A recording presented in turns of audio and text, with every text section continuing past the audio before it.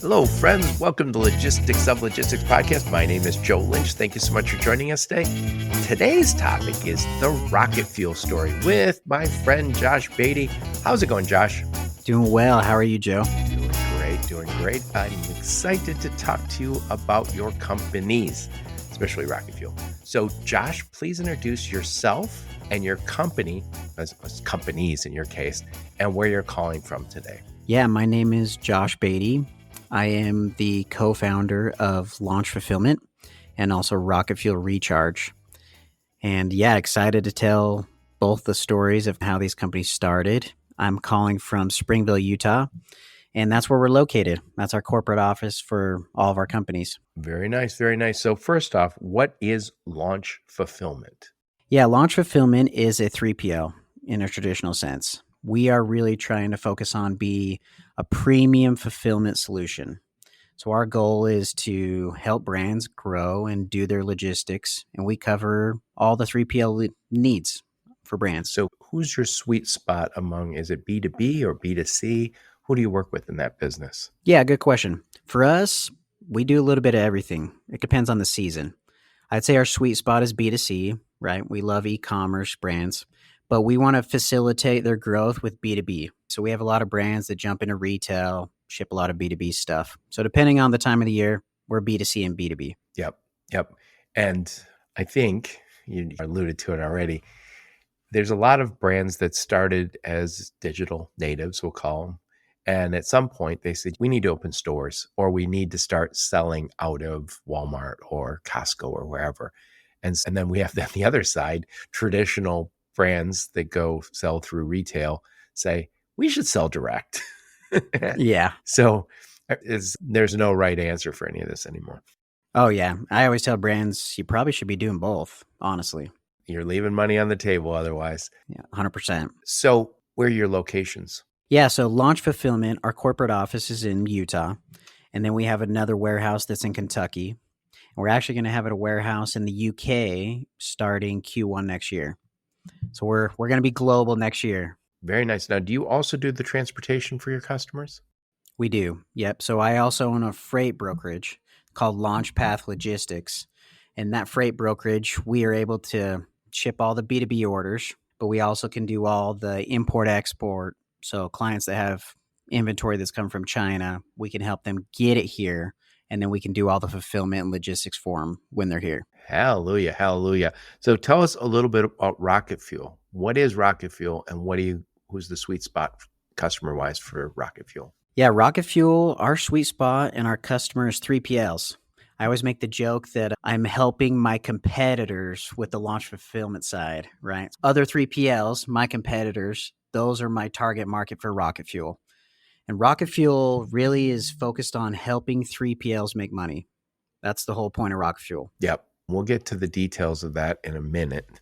I think I met Carter and Robbie from your team at CSCMP. And I remember as soon as they told me what they did, I was like, oh, yes, that's exactly what we need. So tell us a bit about you, Josh. Where'd you grow up? Where'd you go to school? Some career highlights before you started all these fine companies. Yeah, so I grew up in Utah, a little town. It's not little anymore, but Lehi, Utah. Grew up there, graduated from Lehigh High School, and then I actually left to do a religious mission, went to Mexico. And when I was in Mexico, fell in love with history, religious history specifically. Came back here. I went to college at Utah Valley University. And during that time, I fell in love with Latin American history. Ended up going to Yale University. Nice. Learning Nahuatl. What is Nahuatl? Yeah, a lot of people don't know. Nahuatl is actually the language that the Aztecs spoke. And so when I was diving into that research, that was really one of the only schools in the entire United States that taught Nahuatl. And I was able to get into there, which I was very grateful for, and learn Nahuatl and actually dive into research and studying the Aztecs, which is totally not logistics. Crazy story there. But yeah, graduated there. And I always had this entrepreneur spirit. I really wanted to focus on building a company. That was something I've always wanted to do.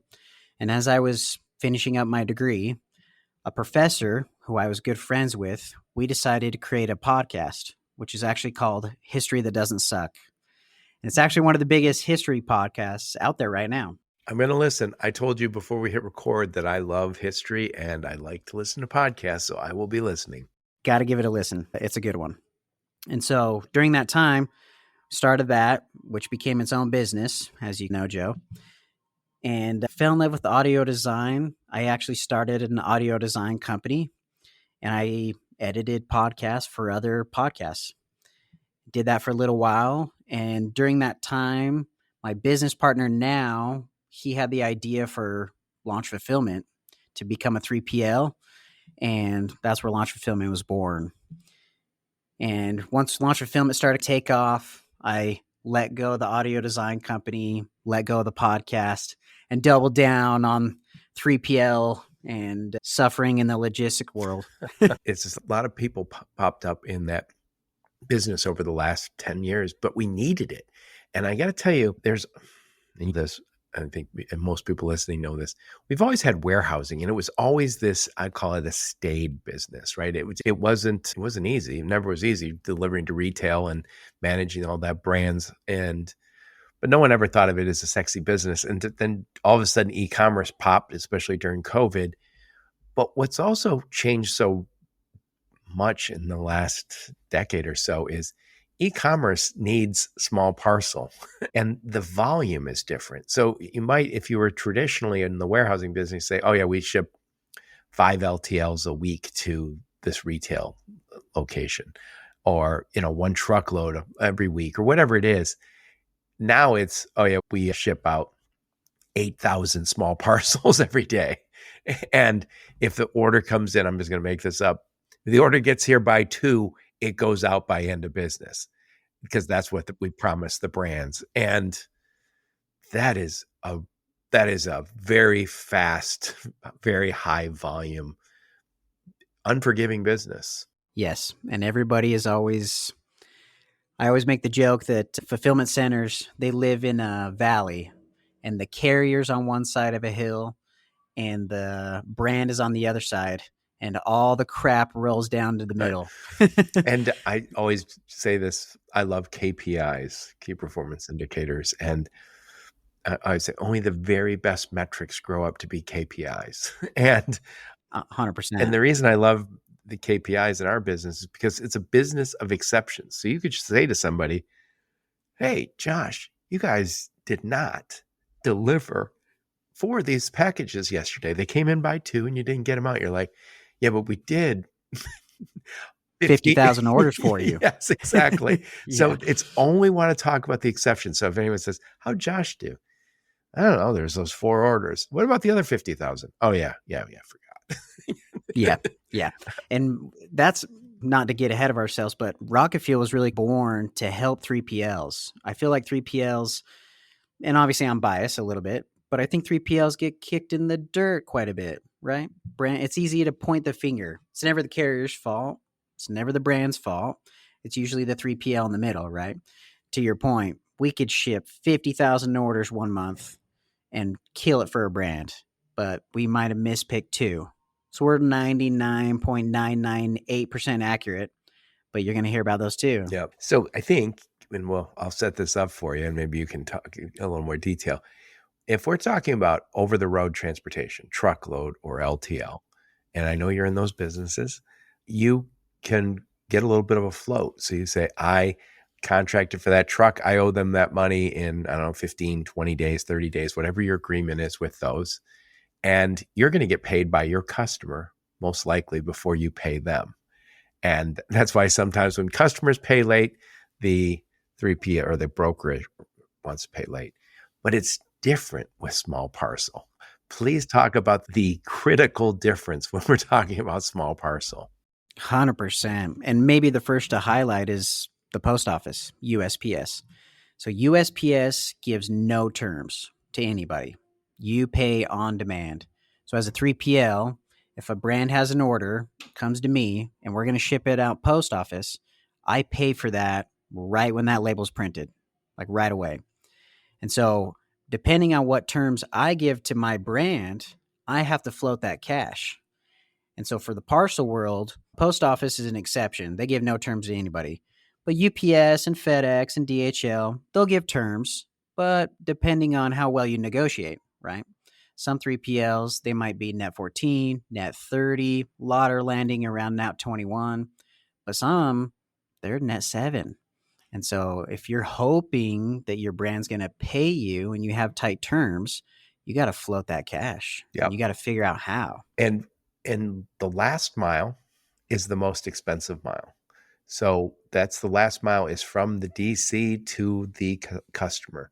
And that is what the post office owns. So I don't know exactly. You can update me on this. I think UPS used to use USPS, the Postal Service, to deliver some of their final miles. Is that still the case? Yep, that's still the case. And so it's very difficult. There's very few companies do the final mile nationwide like the Postal Service. And so you could say, well, just use UPS or FedEx. That's not that easy because the Postal Service has some very attractive rates. Maybe we're subsidizing, who knows? That's neither here nor there at this moment. There's some stuff there. But I think for brands, it depends on where you land in your pound range, right? And we always tell people, you got your below a pound, and there's great options for below a pound. That's DHL Ecom, UPS Mail Innovations, OSM, even going into the 1 to 4 pound range. And then you have this jump between 5 to 10 to 12. There's kind of a different range there and different carriers that service that. You can jump up into the SurePost for UPS, SmartPost for FedEx, even the post office for Priority Mail. But then you have your 10, 12, 15, 20, 30 pound packages. You're going to go ground with the big guys, UPS, FedEx, because they just beat ground. They're just the best ground carriers. And those are your main market stay. Obviously, we could, not the tangent, we can get into some of the stuff that Amazon's doing, right? They're trying to get in the game. But yeah, it's a shifting market. And really, the duopoly of FedEx and UPS for ground, I think is going to start changing in the next couple of years as we start to see Amazon get more involved. Yeah, it's a funny thing because we've had courier services. And what's weird is when somebody says, oh, I know we have these regional small parcel providers. They're always been out there. And I remember years ago when I was still blogging, I wrote about 5 of them. And I thought, that's about it. I wrote about all of them. It was like maybe 10 years ago. And I was like, I think there's dozens of them now. And they're great. They're cheaper and they're excellent service. And they're more and more becoming available to shippers. But USPS, United States Postal Service, is still key for many 3PLs. And I think, correct me if I'm wrong, DHL is still in this market. They're just using small parcel. They're using the Postal Service for their final mile. That is correct. DHL e-commerce. That's what DHL calls that branch of their service. And yeah, they're a big player. All their last mile is USPS. And the problem that RocketFuel solves, you experienced it. So please talk a little bit about how RocketFuel came about. And I think that's why I'm so passionate about RocketFuel, because it really solves this big problem for 3PLs. So the way RocketFuel was birthed, 2 years ago on Black Friday, my business partner and I, we had a big influx of orders. And this influx of orders was all going to ship USPS. So within a Friday, Saturday, we had to figure out how to float $700,000 in cash because we had to pay for it right when we shipped it. So we shipped it all, but then you still have all your other expenses, right? So that weekend going into Monday, we were just calling brands. Hey, can you pay us ahead of time? I know we're going to invoice you. And for launch fulfillment, we actually have some of the tightest terms. We're net 7. Our average day to pay is 14. So we're usually getting money around 14 days from our brands. If you have a bad, call it good bad, right? Weekend where you got to ship all this USPS and you got payroll to make in a couple days, you have these other costs. Well, you just dumped all this cash and you're like, hey, I got to get paid or figure out a way to float this. So we thought, thankfully, we were able to get all that money. But we had this idea of, hey, the brands sold it. They've probably collected money for shipping. why do we have to be the bank?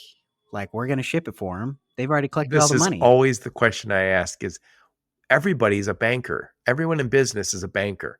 And my brother-in-law does websites over at Sunant. And I remember him saying one time, Joe, we aren't the bank. We were doing a website project together. This is years ago. They pay us half up front and half when it's done or something, whatever it was. And I was like, and he goes, we're a web development firm. We do pay-per-click. We do production. We do all these things. We aren't a bank. And I was like, oh, yeah. That's not our business. But in a sense, was that during COVID or just towards the tail end of COVID that happened? Yeah, so 2 years ago, that would have been 2022, the fall of 2022. And we just had this moment, this kind of realization of, hey, the post office through resellers is doing it to us. And the way they do it is like a meter, right? So you plug up your credit card or your ACH, and as you ship through the post office, it just pulls from this meter. And then when it hits a threshold, it charges your credit card or your bank account and puts that back up. And that's how 3PLs do it. And we just thought, why don't we do this to brands? Like, they're not going to be out the cash because they've already got the cash. Why should we hold it? And that's how RocketFuel was born. This is the classic problem is growth kills companies. And a lot of times it kills companies when they've had some slow times and then all of a sudden the market heats up.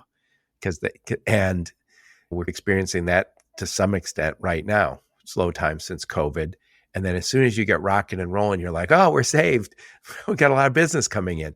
And now you're going to be killed by the cash flow monster. And that does not happen in all parts of the business, but it does happen to a lot of companies using USPS. And so talk about the solution you guys bring to 3PLs who are experiencing just what we described here. Yeah, and so we created that same meter function for 3PLs and their brands. So the way our solution works, the system, you're able to get all your brands on it and create that meter or wallet for each of your brands. And they are able to go in and plug in their credit card or their ACH, and they get to set all their thresholds, right? So they can say, hey, I want to, when I hit $100, charge my credit card back up to $5,000. And what that does, it gives that money directly to us. And then as we ship, we just pull from that wallet. And so it keeps us cash flow positive. And for a 3PL shipping, we can flow some of our labor, right? Pick and pack fees, things like that. But shipping, that's usually the big chunk of revenue. And floating that becomes difficult. Even for 3PLs, they start to shy away from, to your point, big business opportunities. They might have a brand come to them and saying, hey, I want to use you guys, but I ship 50,000 orders a month. They all got to go through the post office. The 3PL is starting to think, oh man, I got to figure out how to float all that. And this solves that because it's just a meter that you pull from as you ship and you stay cash flow positive. That's a great idea. Again, when I met Carter and Roby at CSCMP, and I remember as soon as they said what you guys do, I was like, man, that's a huge solution for the space because we see this in the over-the-road stuff. We factor money. It's a fact of life. There, by the way, I'll shout out to my buddies over at Denim. They do it right. I love those guys because I consider them a new kind of factoring company. They bring a ton of useful data. They're easy to work with. They're not, hey, send me a fax and they got it outdated everything. They're digital natives. But there are factoring options when we talk about over the road. And again, you get terms with UPS or FedEx, but it's just small parcel for the Postal Service, which is, again, a critical part of most 3PLs, I'm assuming. Virtually everyone's using them. Everyone's using them. And so really, we built it to solve this initial problem of like, hey, cash flow. And for us, to talk a little numbers, it flipped our cash flow by about $250,000 a week. It was a big deal for us. And it was very easy to talk to our brands about it because all of our brands said, oh yeah, no problem. We'll hop on the meter. We've already made the money. You guys have the order. I've collected shipping money for this. No problem.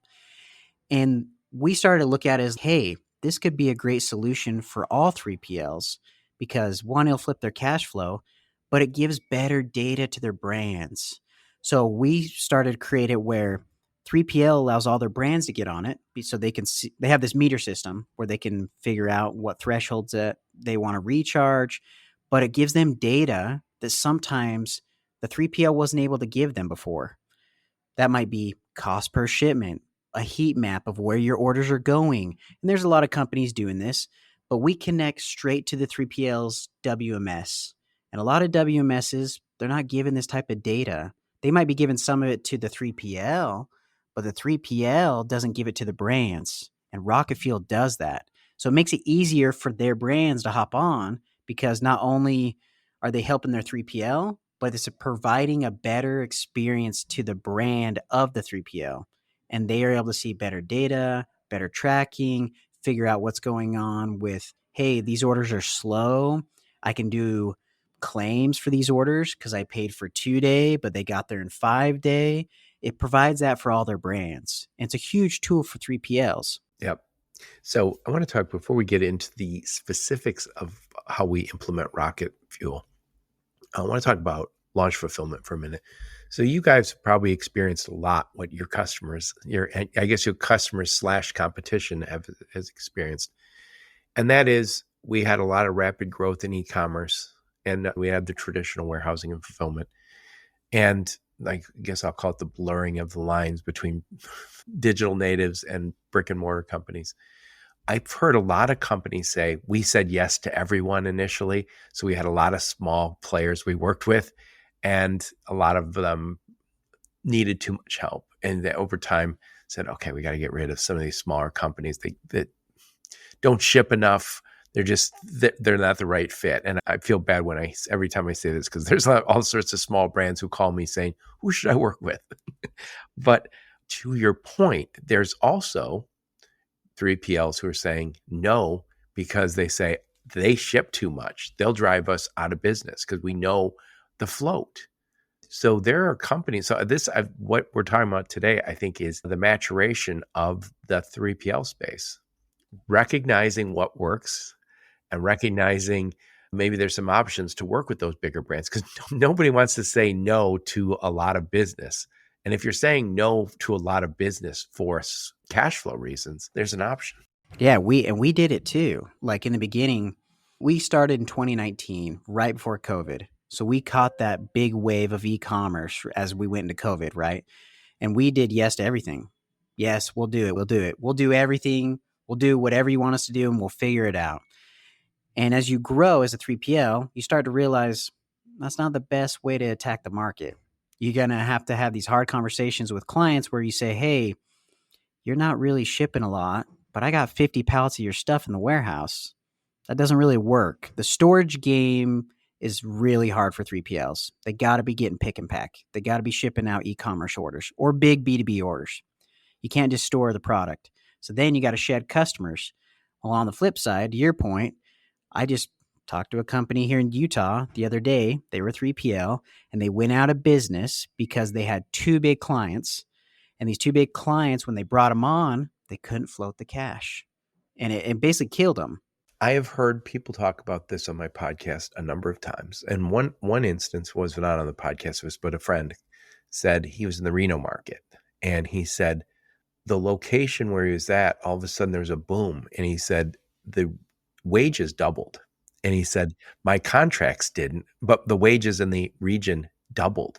And he said, and then also the guys who were driving, because of the rapid growth of Reno, people were driving 45 minutes or an hour to get there. And so they're saying, why am I driving all that way to go to a job that doesn't pay market rates? And he said, I've heard also from real estate people who said, if you aren't raising, when rents were going up very rapidly in this space, you can wait till your rent goes up and you have a 5-year lease.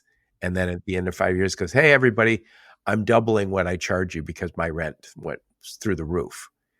And he said, you got to get to a point where you say, I know what I'm going to pay for my next lease, and I'm going to incrementally raise the price. And he said, there's companies going under because of this. Oh, yeah. Rent's killing people. It's killing 3PLs. And especially as you want to expand, most 3PLs know this.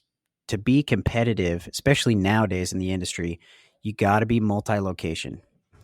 because you got to be competitive on their rates. And so to be multiple location, it's a more overhead, it's more rent, and it becomes very difficult to expand and be competitive and provide the solutions that brands need, but also be tight on cash, find the right customers, find the right brands to grow with. It just becomes a tricky game for 3PLs. You start to realize I can't take everybody. I can't take the big guys. So how do I find this nice middle ground where I can grow to the point where I can take the big guys, maybe get a bigger line of credit, float the cash, but it just becomes difficult for 3PLs to do that. And our main goal with RocketFuel is, hey, this is the other thing I wanted to bring up. As we've talked to 3PLs, I'm shocked. A lot of 3PLs don't make money on shipping. They're too afraid to mark up their rates to the brands, and they're trying to make their money nickeling, diming on pick and pack. And a lot of the time it's because one, they don't have competitive rates. Two, they're afraid to float the cash. So what they do is they use the brand's In-house carrier, yeah. in-house account because they're like, man, I'm not going to float this. We'll just try to make the money on pick and pack. And so they're losing out on a ton of money. They can go to a carrier, say, look, I have all this volume, negotiate really good rates, make a markup on that, and make better money. But they're like, oh, I'm going to have to float all that cash. No, you don't have to. That's the whole point of RocketFuel. You can have that cash come in the same time you're shipping it. And I've just been shocked as we've taken this product to market. A lot of 3PLs, one, and maybe I'm being too generalist here, right? Obviously, I don't know all the 3PLs in the market, but one, they seem afraid to have this conversation with their brands. Like, hey, you've made the money. I don't want to lose your business, so I'll give you net 30. Hopefully you pay me in net 30 and I'll figure out how to float the cash. No, go to the brand, have a conversation with them, say, hey, look, I need you to pay me because why should I be the bank for you? That's one. And have a true partnership with your brands. Like, you got to do that. And then on the other side, you got to make money on shipping. The 3PL industry is too nickel and dime for you not to make money on shipping. You're spending time on it. Yes, you're spending a ton of time on it. So it's basically if you don't charge for it, you're losing money because you have a guy who's assigned to doing it. If not full-time, at least part-time. And so you say that guy's not getting paid, and it's not enough just to cover his wage. It has to be enough that he makes profit. Yeah, we're on the business to make money. The brand is, the 3PL is, the carrier is. You gotta be able to make some profit, right? And so that's the other thing that RocketFuel solves that I want to talk about is as we've talked to 3PLs, one of the questions we always ask them is, okay, are you auditing your shipping? Are you making sure that you're not losing money on the back end? So what I mean by that, for people who don't know, when you go to ship a package, let's say when you go to ship it, you declare it at 5 by 5 by 5. It's a 5 by 5 by 5 box, and it weighs, we'll say, a pound. So when you declare that, you get a rate back from whoever you're going to ship it through, UPS, the post office, and then you ship it out. Let's say when it gets to the post office, they run that through their system and they have a dimmer. And let's say it wasn't a 5 by 5 box, it was a 6 by 6, and it actually weighed 2 pounds. So what the post office is going to do, they're going to charge you the difference now, and that's called an adjustment. And so a lot of 3PLs who don't watch that, us included 2 years ago, that year, this is maybe shameful to say to everybody, but that year we lost 250 grand just in the post office because we were not monitoring our adjustments. And RocketFuel solves that for 3PLs automatically. So we created a tool inside RocketFuel where you can download your invoice from whatever carrier, UPS, the post office, DHL. You can upload it into RocketFuel, and it auto goes through what you declared, what you supposedly got charged at. If there's an adjustment, it will go charge that brand who you shipped that for, pull it from their meter, and make you whole. And it will also do the opposite. So sometimes they'll give you a credit. Hey, you declared this at 1 pound. It was actually 0.8. So here's a 20-cent credit. The system will automatically credit that back to the brand. And so it just keeps the 3PL whole on their shipping. And this is a big deal. 3PLs, I've been shocked. A lot of them, one, they might not even be checking, monitoring their adjustments, or two, they have a whole in-house team who's trying to track it and trying to monitor, making sure, hey, our margin on shipping needs to stay X. And so that's these three guys in accounting. That's what they're supposed to do. And what about adjustments on the other end when it was supposed to deliver by noon on Friday and it didn't get there till 2 p.m. and I paid premium for noon? Can you guys help me with that? Yep, and it will do claims. So right now, it's not fully automated, and part of that is because the They don't carriers don't want want it to it. be. I Yeah. was going to say that is something they don't enjoy. I know connecting to them to say, "Hey, you owe me money," is not in their top priority. It's on their technology roadmap. No, it is not. And we initially we were going to automate it, but their API, to get a little technical, they don't allow that open API access because they don't want anybody to automate it. They don't want anybody to be able to quickly pull that. So yeah, right now the way we have it, it will do claims and it will monitor, hey, you spent X on a 2-day shipping package, but it didn't get there until day 4. And so it'll say, hey, here are packages outside of SLA.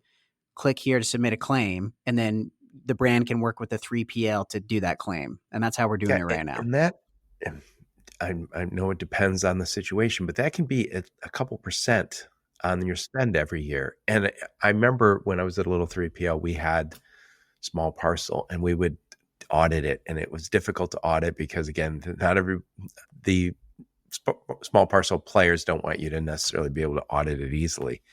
But what we noticed with a lot of our clients is they got autopilot on some of this stuff. So they just would say, I want that to be there by 9 a.m. tomorrow. And they would just do that for all their shipments.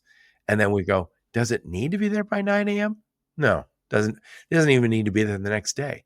We are paying extra money.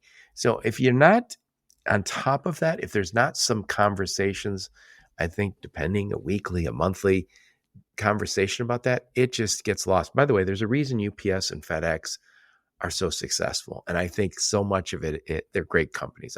This is no ding against them. People do go autopilot on it. And a lot of times they'll say, if it's not your money and you're going to get in trouble for it not being there on time, you're like, yeah, make it fast. Make sure it gets there by tomorrow. And I don't want to take a chance that it gets there in 4 days. They don't need it till next week, but I want, yeah. And so a lot of that stuff just goes really quickly to no thought. And it's hundreds of thousands of dollars per month for Big companies. And as a 3PL, for the 3PL industry, you want to be able to provide that insight to your brands.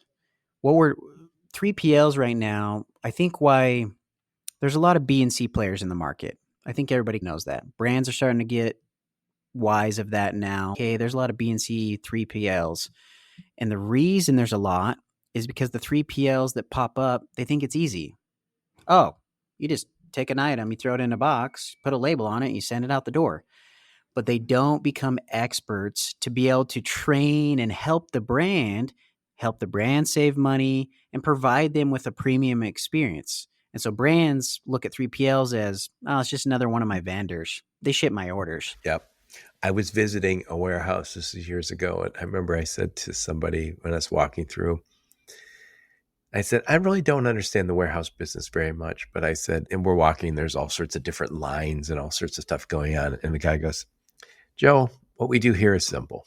He said, something comes in a big box. We take it out of a big box, put it in a little box, put a label on it, and ship it.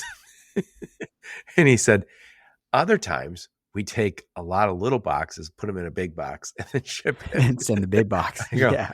He goes, that's what we do here. I was like, yeah, that's simple enough. But this is, I can say this as a small business owner. I think there's a temptation in all new businesses, and virtually all of the B2B players who are serving e-commerce are relatively new players. There's a tendency to say, yeah, we can keep our costs low. We can work with the small guy. We can do this, we can do that. But the challenge becomes, can you really serve them in the way you're supposed to without making money? And I think, again, I've been guilty of that myself. Oh, we can do this, we can do that. Well, at some point, you're doing a whole bunch of stuff that you're not getting paid for. And again, I'll throw in shipping. You're getting no pay for that, but you're spending time on it. And sometimes you're carrying the money on it. How do you not get paid for something when you're carrying the float? It's wild. You've had these three companies, RocketFuel, Launch Fulfillment, and your Launch Path Logistics brokerage. And I know you probably learned this the hard way, but I think that the quality of your life, the quality of your business kind of depends on your ability to have difficult conversations. And I think once you've approached one brand and said, hey, would you mind if we did this, get paid? You already got paid for it. Do you mind if we already get paid for it? I think once you have one of those conversations, you go, oh, that was easy. How much money did we make? How much cash flow did we free up? 100%. And 3PLs, I think there's a stigma to be like, don't talk to the customer, don't piss them off, don't do anything to ruffle feathers. And you have to, I think what's been a game changer for us is looking at it as a partnership. We are a vendor, quote unquote, but I try to tell our brands, we don't take everybody. We've started to become picky because when I bring on a brand, I want them to know you are going to get premium service because I don't choose anybody. And that premium service includes I'm a partner. I'm part of your business. When you go to a 3PL, they are literally the back half of your brand. They got to be top notch. And you got to make them feel like the back half of your brand. The back half of your brand, they see the entire operation. They need to be able to give you insight so you can run the front end of your brand. And that's the premium that brands are looking for. They don't want someone to just put a product in their box and ship it out. They want them to say, hey, what's the best carriers? Should I be split to multiple warehouses? What are you seeing in the industry? What are things looking like? What are my adjustments? Can you help me save money in my business? That's a premium 3PL. The 3PLs that are like, yeah, we'll take it. We'll throw it in a box and ship it out. That's why you got a bunch of B and C players. And you got a bunch of manufacturers now who are manufacturing the product and they think we're manufacturing it. We should just do the fulfillment for them. And they're starting to realize, we don't want to do this. It's a lot more than we thought. I always remember one of my best customers when I was at a little 3PL. We did a great job for them. We had weekly meetings. And I remember after the weekly meetings, my customer would call me separately after the Zoom call. And she would say, not all the time, but once a month, once every couple months, she'd say, Joe, are we a good customer? I go, yeah, you are. She goes, are you making money? Don't lie to me if you're not making money. I go, no, we are. She goes, because you've saved us money. I want to make sure it's not coming out of your profits. And I go, no, God, I'm so happy you feel this way about us, that you want us to be in business. If they're a good customer, they want you to succeed. They don't want to accidentally drive you out of business. And they're really going to be upset if you say, hey, we're going to give the business back because we're not making any money. Oh, yeah. Speak up. And I literally had a conversation with a 3PL last week who's just signed up for RocketFuel. And I asked them, or no, they asked me, hey, just a quick question. Do you tell your clients what you're making on shipping? I said, yep, we do. And they're like, you do? I'm like, yeah. We believe in transparency because that's a partnership. If the brand knows, okay, Launch Fulfillment, they're making X on the shipping, I can go to them and it's easier to have that conversation. They know we're in it to make money. I know they're in it to make money. So it doesn't have to be this hidden, oh, you're making money on shipping, right? Just have a clear conversation with them. And that was a game changer for that 3PL. They were like, oh, okay. And you guys, RocketFuel's not floating any of the cash? Nope. I just talked to every one of my brands. None of them had a problem with it. I love it. I love it. So let's just say somebody's listening to this podcast and they go, all right, Josh, I'm convinced. I'm convinced I want RocketFuel. What does this implementation look like? Once they've talked to you guys and said, yes, we're going to do this and you've got an agreement, what's it look like? Great question. So super simple. We're already connected to a lot of the big WMSs. So the way our system works, it connects into your warehouse management system. And from there, we pull all the data and we honestly can have that up and going probably a day or two. And that's it. We can connect in your WMS. They have to have a conversation with their brands before you can actually make it work. We actually have 3PLs right now because it's going into Q4. They're like, hey, this is great. I'm not ready to go to the brands on this, but I want the audit function. I want to be able to look through all my stuff. So we signed them up on that. They're in the system and they're already using the audit function. Q1, they're going to go to all their brands. And that's totally fine. If that's all they want, we're actually coming out with new modules for RocketFuel that's going to, if you don't want to head that route, there's going to be a bunch of other value add for the 3PL, for their brands that you can sign up for, and you don't need to do the metering. The other cool piece there is if you have brands, I have a few myself, who are like, hey, I still want terms. That's totally fine. I built RocketFuel, and inside RocketFuel, you can still give them terms. So they can have a meter, this wallet, and you can set it carrier specific. So it can say UPS ground, you give the brand net 14.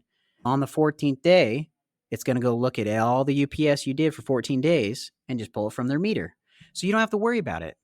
It still provides that value for the 3PL where they don't got to go track it down, and they know now on day 14 they're going to get paid. So even if you don't go to your customers and get them to do the immediate metering function, there's still a cash flow benefit, because what I think everybody in business would say is, if you could tell me exactly when I'm getting paid this month, my life would be a lot easier. I would. And there's nothing worse than saying, and I know you've lived this as a small business owner, is you say, and somebody says, how's business? You're like, really good. I'm completely broke, but theoretically the business is doing well. It's just people who owe me money haven't paid me yet. Yeah, I always joke like, our AR, we got a bunch of money, but it's not in the bank account. I can't spend it. I can't take the wife and kids out to dinner with it. But yeah, exactly. And yeah, that's our big thing is we really, and maybe this is a big ambition of ours, we want to help change the 3PL industry. I think 3PLs for the longest time have been viewed as this middle guy who gets kicked in the dirt all the time. They got to float the cash. It's always their fault. It's not the carrier's fault. It's not the brand's fault. And they are just the guy stuck in the middle. And our goal with RocketFuel is no, the 3PL, they need to be given the ammo to really help brands negotiate better rates with the carrier and be viewed as a critical part of the supply chain for the brand and not just this vendor that ships orders. And that's our goal with RocketFuel. We want to help 3PLs make money so they can provide a better premium experience for brands. Yep. And every business now is looking and saying, how do I get better cash flow? RocketFuel does that. But also, virtually everybody's saying, how do I get better data? How do I get better data? Because I want, and then by the way, I need clean data. I don't need dirty data. I need clean data to eventually feed it into some sort of AI feature, whether you're using it or not, you're going to. And I think this is, and your brands are looking for that. I think more and more, you mentioned it up front here earlier on, the front of the house, the guy who's selling it online and then doing all the merchandising and all the purchasing, he wants insights into the back end of his business. And traditionally, warehousing and fulfillment hasn't done that. In the last decade, I think everything's changed. Now the expectations are going higher and higher. And I said this on my podcast before, maybe you know this. I think somebody told me half of the warehousing companies in the US have one location. And now I think we're going to see a change to that. I think we see big players starting to connect through technology. I think that trend is going to continue. And I think we're going to see a shakeout. And the companies that are going to leave are not going to be the companies that have sensational cash flow. Nobody goes out of business with a lot of money in the bank. Yes, there was a great mentor of ours, my business partner. He said, if you run out of cash, you lose the game. Straight up, right? And that's the name of the game. Can't run out of cash. So when somebody starts working with you, they're up and running. There's no team that has to show up their location. You guys are doing this all online. Is this all cloud-based? Yep, all cloud-based.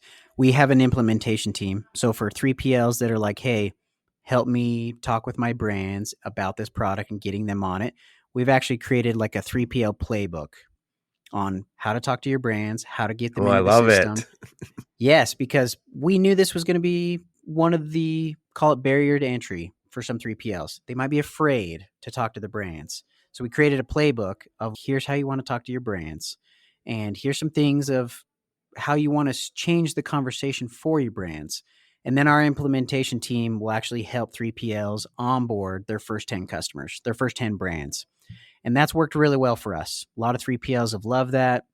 They feel like they're getting handheld. A lot of 3PLs have even asked us, can you just connect straight with my brands and help them get on the system? Totally fine. If that's what you want us to do, we are open to that. We want to be a partner for the 3PL and help them in whatever they want. And if that's the way they want to do it, totally fine. I love it. I love it. And it's funny because I've said this many times on my podcast. Any customer you have that holds you at arm's length, you're going to lose. You're going to walk away from them or they're going to walk away from you. And we've all had a customer who go, no, I don't have time. No, you can't visit. No, yeah, I'll call you back. And then you don't, and you don't, and you don't. And then one day they go, hey, it's just not working out. and I think most of us don't want to say to a customer that we have a problem. They don't want to, they say, no, the problems come from them to us, but this is a problem. And maybe they don't even know. If you're a big brand, they might be saying, oh, okay, yeah, I get it. I get it. Completely makes sense what you're asking for. And we have cash flow. We're a Fortune 500 company. What do we care? Right? They've already made all the money, right? And it helps the 3PL provide you, the brand, a better experience. That's the big thing I keep telling 3PLs. Don't be afraid to talk to the brands because it's going to make you better. It's going to provide better data for them. Yep. And this is a little off topic, but it gets back to cash flow. I said recently on the podcast, because I heard it recently, Costco turns their inventory in their stores on average 12.7 times per year. So if they have net 30 terms with a lot of their customers, they have float. They're making money. So the customer pays well before the brand gets paid. Yeah. And you guys might remember Gateway, and I think Dell was the same way. If you bought a Gateway computer, a Dell computer, it hit your credit card that day, but they didn't pay anybody for 30 days. They grew into these behemoth companies on cash flow that they didn't borrow. It was just like, boom. And that's what you want to be able to do. That is the mark of a good business. By the way, our friends on the other side, on the brokerage side, a lot of them just are doing that. They're growing very rapidly because they say we pay our carriers in 28 days or 30 days or whatever it is. And we get paid by our customers before that. Yep. And on the brokerage side, you mentioned this earlier, factoring's a big deal for some brokerage, smaller brokerage sometimes, right? Because they're trying to get that cash as quick as possible to be able to pay their bills, pay their carriers.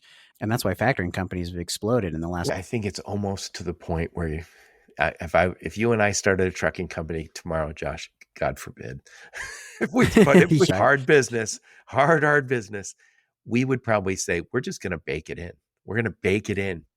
We're going to say, we're going to assume, and I know that's easier said than done. Getting an extra point or two is not easy, but I can see why you would want to do it that way.